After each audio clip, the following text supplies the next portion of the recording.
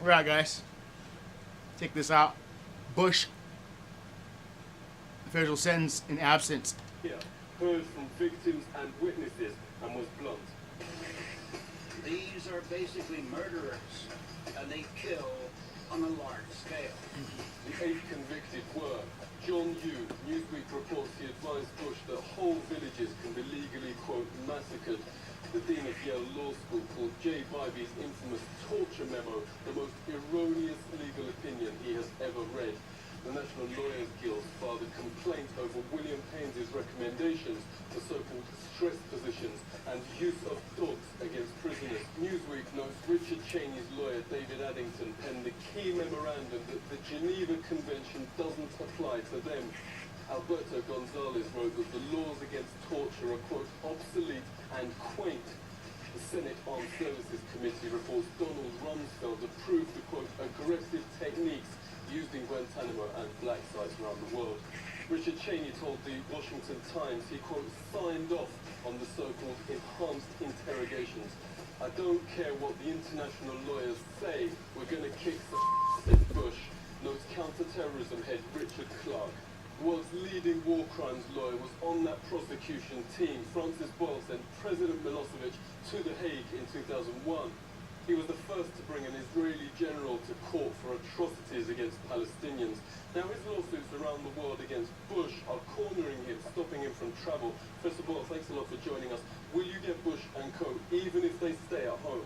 Bush and the rest of them have been advised by their attorneys not to be traveling around the world. We're going to get them here too.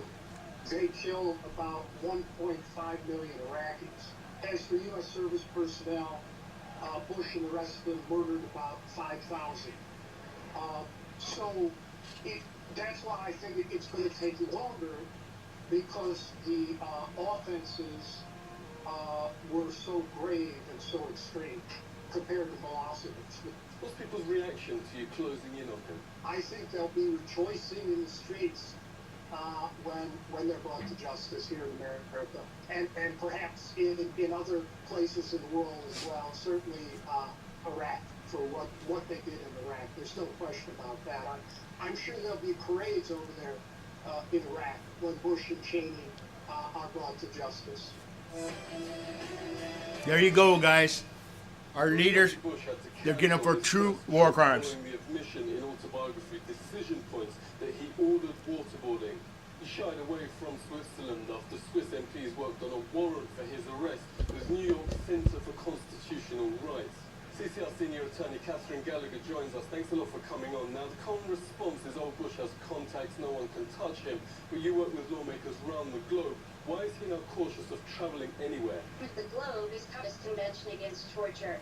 So most of the Globe is obligation to investigate and punish George Bush. Actually, the Obama team reached out to Switzerland and sought assurances that George Bush wouldn't be prosecuted, and that the Swiss response was, we have an independent prosecutor and an independent judiciary. We can't make that promise to you.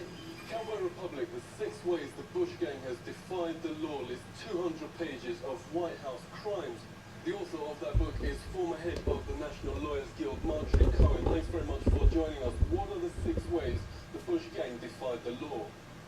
Okay, Daniel, and I just want to say, first of all, that there are many more than 6 ways, but I had to limit it. So that's why I only chose 6, or the book would be as long as an encyclopedia.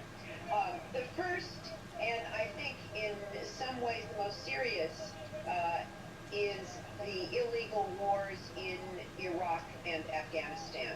This is a crime of aggression.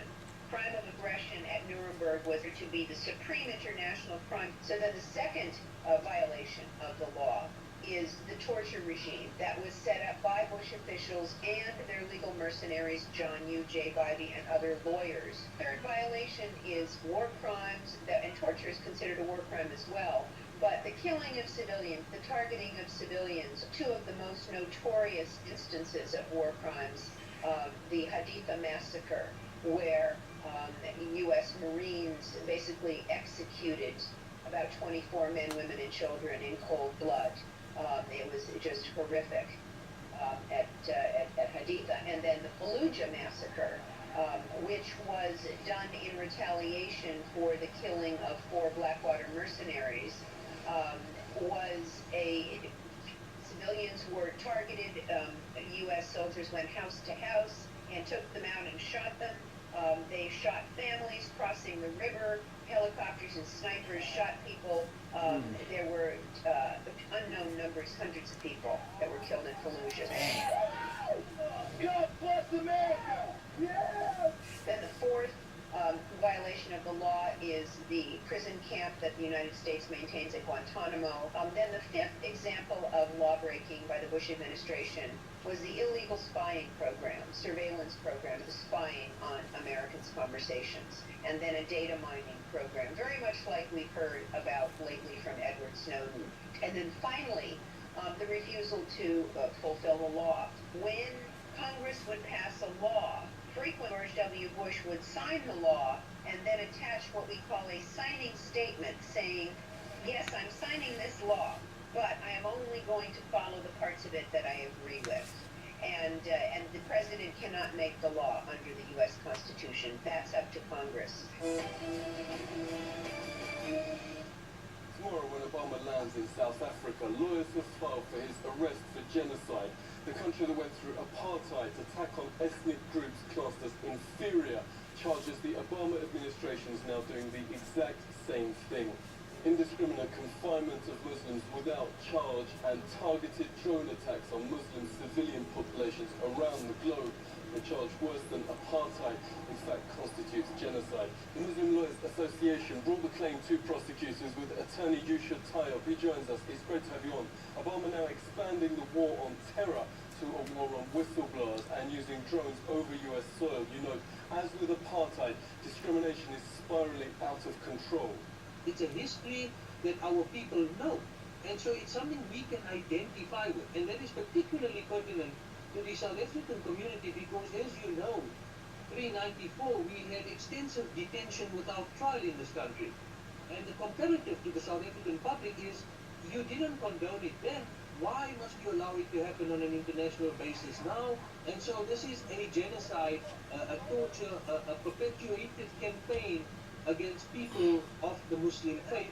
One of the judges in a Pakistani High Court judgment that we've attached to our complaint has declared the drone attacks to be illegal and has asked the UN to investigate it. He seems to want to joke about the drone attacks. He's reported as having said at one of his balls held in the US that if any person's had designs on his daughters, he's got predator drones. But boys don't get any ideas. I have 2 words for you. Predator drones. And you have already used them against Americans already. See it coming. Yeah, you think that's funny. That's evilness. G8 in Ireland, MP Claire Daly says corporate media should stop pretending Obama's anything but a war criminal. Any serious examination, this man is a war criminal. He has just announced his decision to supply arms to the Syrian opposition, including the jihadists, fueling the destabilization of that region and continuing to undermine secularism and knock back conditions for women. And to hell with the thousands more who lose their lives, or the tens of thousands more who will be displaced as this war goes on. This is the man who has facilitated a 200% increase in the use of drones, which have killed thousands of people, including hundreds of children.